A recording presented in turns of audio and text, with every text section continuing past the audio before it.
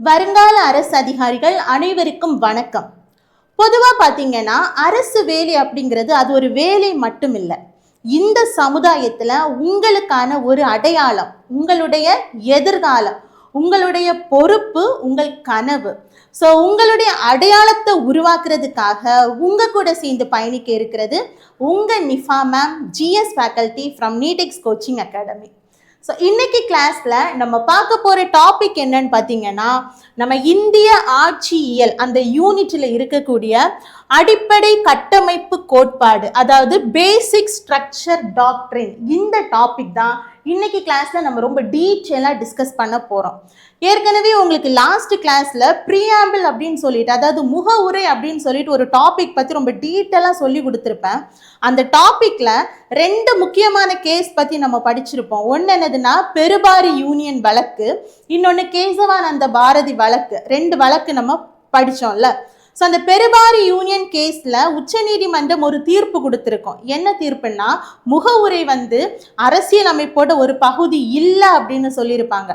ஆனா கேசவானந்த பாரதி வழக்குல உச்சநீதிமன்றம் என்ன தீர்ப்பு சொல்லியிருப்பாங்கன்னா, முகவுரை அரசியல் அமைப்போட ஒரு பகுதி தான் அப்படின்னு சொல்லியிருப்பாங்க. அது மட்டும் இல்லை, இன்னும் ஒரு முக்கியமான தீர்ப்பு கொடுத்தாங்க. என்ன தீர்ப்பு? நம்மளுடைய பாராளுமன்றத்துக்கு அரசியல் அமைப்பில் இருக்கக்கூடிய எந்த ஒரு பகுதியையும் சட்ட திருத்தம் பண்றதுக்கான முழு அதிகாரம் இருக்கு. ஆனா நம்ம அரசியல் அமைப்போட அடிப்படை கட்டமைப்பு, அதாவது பேசிக் ஸ்ட்ரக்சர் மாறாம சட்ட திருத்தம் பண்ணலாம் அப்படின்னு சொல்லி ஒரு அதிகாரத்தை பாராளுமன்றத்துக்கு கொடுத்திருப்பாங்க. இந்த தீர்ப்பை வழங்கினது உச்சநீதிமன்றம். கேசவானந்த பாரதி கேஸ்ல இந்த தீர்ப்பு கொடுத்தாங்க அப்படின்னு சொல்லிட்டு நம்ம லாஸ்ட் கிளாஸ்ல ரொம்ப டீட்டெயிலா படிச்சோம். ஸோ அப்போ அடிப்படை கட்டமைப்பு, பேசிக் ஸ்ட்ரக்சர் அப்படின்னா என்ன, நம்ம அரசியல் அமைப்போட அடிப்படை கட்டமைப்புனா என்ன, அதை பத்தி தான் இந்த கிளாஸ்ல நம்ம டிஸ்கஸ் பண்ண போறோம். பொதுவாக பார்த்தீங்கன்னா இந்த கிளாஸ் அட்டன் பண்ணிட்டு இருக்கிற சிலர் இதுக்கு முன்னாடி நீங்கள் டிஎன்பிஎஸ்சி எக்ஸாம்ஸ்க்கு ப்ரிப்பேர் பண்ணியிருப்பீங்க. ஏன் இன்னும் சிலர் வேற கோச்சிங் அகாடமி கூட போய் நீங்கள் படிச்சிருப்பீங்க.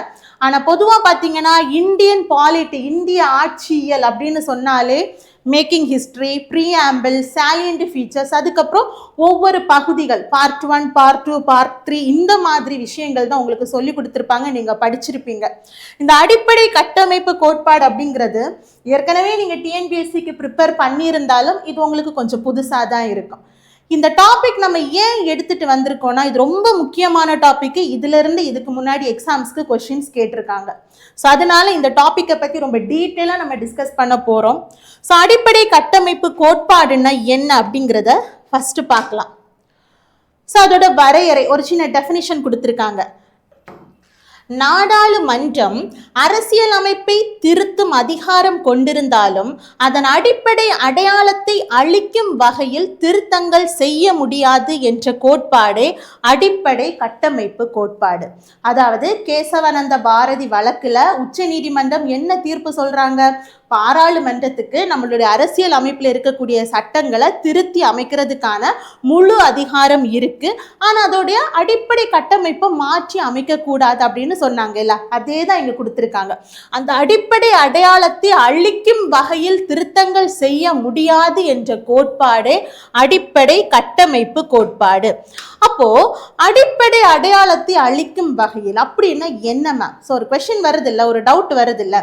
இப்போ ஃபார் எக்ஸாம்பிள் பார்லிமெண்ட்டுக்கு நம்மளுடைய அரசியல் அமைப்பில் இருக்கக்கூடிய சட்டங்களை மாற்றி அமைக்கக்கூடிய அதிகாரம் இருக்குன்னு சொன்னோம்ல, அதுக்குன்னு சொல்லிட்டு இப்போ இந்திய நாட்டில் தேர்தல் நடக்குது. ஸோ தேர்தல் எப்படி, நமக்கான தலைவர்களை வயது வந்தோர் வாக்குரிமை அடிப்படையில் நம்மளுடைய வாக்குகளை செலுத்தி நம்ம என்ன செய்கிறோம், மக்கள் பிரதிநிதிகளை தேர்ந்தெடுக்கிறோம்ல.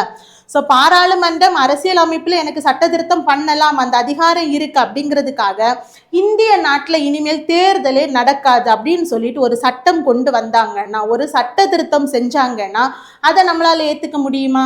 ஏற்றுக்க முடியாது. ஏன்னா அது நம்மளுடைய அரசியல் அமைப்போட பேசிக் ஸ்ட்ரக்சரை என்ன செஞ்சிடும், மாத்திரும், அழிச்சிரும். இதுக்கப்புறம் இன்னொரு எக்ஸாம்பிள் சொல்லலாமே. இந்தியா ஒரு மத சார்பற்ற நாடு, சமய சார்பற்ற செக்யூலர் கண்ட்ரி அப்படின்னு சொல்றோம்ல. ஸோ இந்த மாதிரி இருக்கிற நிலைமையில பாராளுமன்றம் வந்துட்டு ஒரு சட்ட திருத்தம் கொண்டு வராங்கன்னு வச்சுக்கோங்களேன். இந்தியா வந்துட்டு இனிமேட்டு மத சார்பற்ற நாடு கிடையாது, இந்தியாவில் ஹிந்துஸ் மட்டும்தான் இருக்கணும், இல்லைன்னா முஸ்லிம்ஸ் மட்டும்தான் இருக்கணும், இந்த மாதிரி ஒரு சட்ட திருத்தம் கொண்டு வந்தாங்கன்னா அது வந்துட்டு என்னது செல்லாது, அந்த சட்டம் செல்லாது. ஏன்? அது நம்மளுடைய கான்ஸ்டிடியூஷன் அரசியல் அமைப்போட அடிப்படை கட்டமைப்பே என்ன செஞ்சிடும், மாற்றிடும். சரியா? ஸோ இதை தான் இங்க சொல்றாங்க, நீங்க சட்ட திருத்தம் பண்ணுங்க, எல்லா அரசியல் அமைப்பில் இருக்கக்கூடிய எல்லா பகுதிகளையும் சட்ட திருத்தம் பண்ணுங்க, ஆனா நம்ம அரசியல் அமைப்போட அடிப்படை கட்டமைப்பு அழிக்கப்படாத வகையில் என்ன செய்யுங்க, சட்ட திருத்தம் பண்ணுங்க அப்படின்னு சொல்றாங்க. என்னென்ன அடிப்படை கட்டமைப்பு இருக்கு அப்படின்னு பாருங்க. ஸோ அடிப்படை கட்டமைப்போட முக்கிய அம்சங்கள் என்னென்ன இருக்குன்னு பார்த்தீங்கன்னா, அரசியல் அமைப்பின் மேலாதிக்கம். அப்படின்னா நம்மளுடைய கான்ஸ்டிடியூஷன் தான் எல்லாத்தை விட உயர்ந்தது அப்படின்னு சொல்றாங்க. இந்திய நாட்டில் சுப்ரீமசினா யாருன்னு பார்த்தீங்கன்னா நம்மளுடைய கான்ஸ்டிடியூஷன், அரசியல் அமைப்பு தான். ஸோ அரசியல் அமைப்பின் மேலாதிக்கம். ஜனநாயகம் மற்றும் குடியரசு. ஸோ ஜனநாயகம்னா என்னது, மக்களாட்சி. மக்களே என்ன செய்யறாங்க, மக்களுக்கான தலைவர்களை தேர்ந்தெடுக்கிறாங்க. ஸோ மக்களாட்சி மற்றும் குடியரசு. இதை மாத்திட்டு நான் மன்னர் ஆட்சியை கொண்டு வரேன் அப்படின்னு சொல்லி பாராளுமன்றம் ஒரு சட்டத்தை போட்டுச்சுன்னா அதை ஏற்றுக்க முடியுமா? முடியாது. ஸோ அடிப்படை கட்டமைப்போட ஒரு முக்கிய அம்சங்கள்ல ஒண்ணுதான் என்னன்னா ஜனநாயகம் மற்றும் குடியரசு. அடுத்து பாத்தீங்கன்னா கூட்டாட்சி அமைப்பு, federalism, centre state, central government, state government. So கூட்டாட்சி அமைப்பு. சட்டத்தின் ஆட்சி, ரூல் ஆஃப் லா. நீதித்துறை சுதந்திரம், நீதித்துறைக்குன்னு ஒரு சுதந்திரம் இருக்கு. ஸோ அது ஃபர்ஸ்ட் கிளாஸ்லேயே நம்ம அதை டீட்டெயிலாக பார்த்தோம். நீதித்துறை மறு ஆய்வு அதிகாரம், ஜுடிஷியல் ரிவ்யூ. ஜுடிஷியல் ரிவ்யூனா என்ன, நம்மளுடைய அடிப்படை உரிமைகள் மீறப்படும் போது நம்ம என்ன செஞ்சுக்கலாம், நீதிமன்றத்தை அணுகி நம்மளுடைய உரிமைக்காக நம்ம போராடலாம்.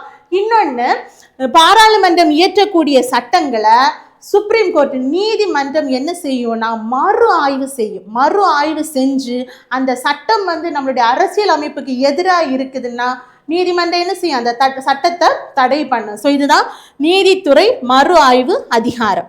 இந்த அம்சங்கள் தான் அரசியல் அமைப்பின் அடையாளமும் அதை நாடாளுமன்றம் அளிக்க முடியாது அப்படிங்கிறதுக்கான ஒரு கோட்பாடு. சரியா? ஸோ இந்த மாதிரி அம்சங்கள் இருக்கக்கூடிய நம்மளுடைய அரசியல் அமைப்பை பாராளுமன்ற சட்ட திருத்தம் செய்யும் போது இந்த அடிப்படை கட்டமைப்பு என்ன செய்யக்கூடாது, மாறக்கூடாது. மாறாம என்ன செஞ்சுக்கலாம், அரசியல் அமைப்பு சட்ட திருத்தம் பண்ணலாம் அப்படின்னு சொல்றாங்க. ஸோ இது ரிலேட்டடா பார்த்தீங்கன்னா ஒரு 3 கேஸ் இருக்கு, 3 வழக்குகள். என்னென்ன வழக்குன்னு பாருங்க. Shankari Prasad case, Golaknath case, Kesavananda Bharati case.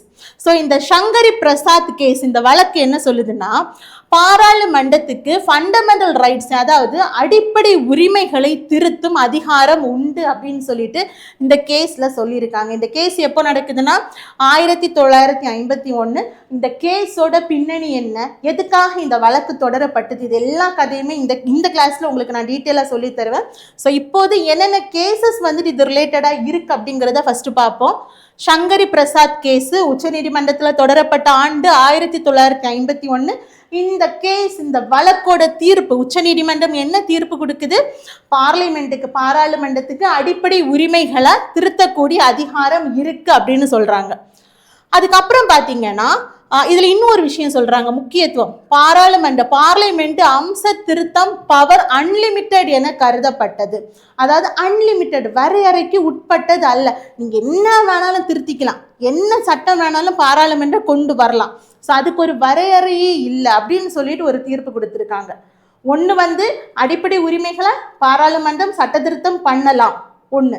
இன்னொன்று என்ன சொல்லியிருக்காங்க, உங்களுடைய சட்ட திருத்தத்தை, அதாவது பாராளுமன்றம் செய்யக்கூடிய சட்ட திருத்தங்களுக்கு வரையறையே இல்லை, லிமிட்டே இல்லை, எப்படி வேணாலும் நீ புகுந்து விளையாடிக்கோ ராஜா அப்படின்னு சொல்லிட்டு என்ன பண்ணிட்டான், தீர்ப்பை கொடுத்துட்டான். எதுல, சங்கரி பிரசாத் கேஸ்ல. அடுத்து பாருங்க, கோலக்நாத் கேஸ் 1967.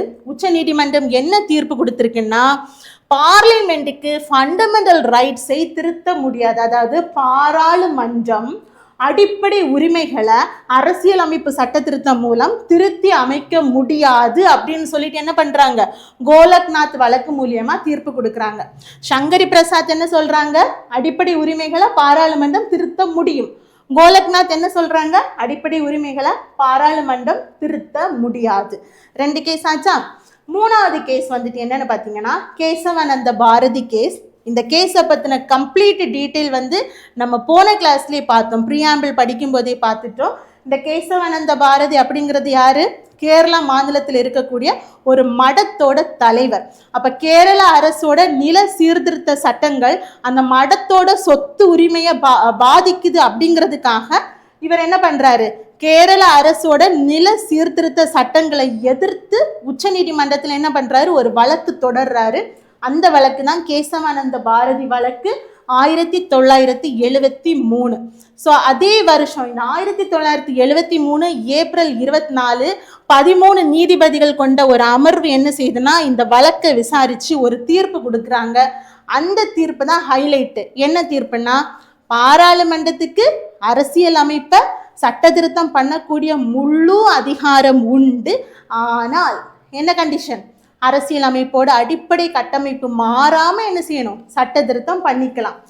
பார்லிமெண்ட்டும் அரசியல் அமைப்பை திருத்தலாம், ஆனால் அதன் அடிப்படை கட்டமைப்பை அழிக்க முடியாது. ஸோ ஒரு லிமிட் போடுறான். ஒன் லிமிட் இவ்வளோதான். எது வரைக்கும் தான் உன்னால திருத்த முடியுமோ அது வரைக்கும் தான் நீ திருத்தணும். இந்த அடிப்படை கட்டமைப்புல எல்லாம் நீ கை வைக்கிற வேலை வைக்கக்கூடாது அப்படின்னு சொல்லிட்டு ஒரு லிமிட் கொடுக்குறான். சரியா? அப்ப பாராளுமன்றத்தோட அந்த உரிமை, அந்த பவர் வந்துட்டு ஒரு லிமிட்டுக்குள்ள, ஒரு வரையறைக்குள்ள கொண்டு வருது. என்ன வரையறை? அரசியல் அமைப்போட அடிப்படை கட்டமைப்பு அளிக்காத வகையில நீ என்ன செய்யலாம்? சட்ட திருத்தம் பண்ணலாம். எந்த ஆர்டிக்கிள் அடிப்படையிலனா ஆர்டிக்கிள் 368 இந்த விதி அடிப்படையில நீ என்ன செய்யலாம்? பாராளுமன்றம் அரசியல் அமைப்புல இருக்கக்கூடிய சட்டங்களை சட்ட திருத்தம் பண்ணலாம் அப்படின்னு சொல்லிட்டு இந்த கேஸ் மூலியமா ஒரு தீர்ப்பு கொடுக்குறாங்க. சரியா? So parliament can amend but cannot destroy the basic structure. பேசிக்கான அந்த அடிப்படை கட்டமைப்பு மாறாம அதை அழிக்காம நீங்க என்ன செஞ்சுக்கலாம்? சட்ட திருத்தம் பண்ணிக்கலாம் அப்படின்னு சொல்றாங்க. இனி ஒரு முக்கியமான தீர்ப்பு இதுல கொடுத்திருப்பாங்க. அது என்னன்னா, முகவுரை வந்துட்டு அரசியல் அமைப்போட ஒரு பகுதி தான் அப்படின்னு சொல்லிட்டு ஒரு தீர்ப்பும் இந்த கேஸ்ல வந்துட்டு கொடுத்திருப்பாங்க. ஸோ இப்போ இந்த 3 கேஸ், ஸோ அதில் கேசவானந்த பாரதி கேஸ் வந்து ஓரளவுக்கு நம்ம இப்போ பார்த்துட்டோம். இந்த 2 கேஸ் இருக்குல்ல, சங்கரி பிரசாத் கேஸு, அதுக்கப்புறம் கோலக்நாத் கேஸு. இந்த கேஸு எதுக்காக உச்ச நீதிமன்றத்தில் தொடரப்பட்டது? இந்த வழக்குடைய பின்னணி என்ன? இந்த வழக்கு எப்படி நடந்துச்சு? ஸோ இதில் எப்போ தீர்ப்பு வந்து, ஸோ இந்த மாதிரி எல்லா டீட்டெயிலான விஷயத்தையும் நம்ம அடுத்து பார்க்கலாம். ஓகேவா?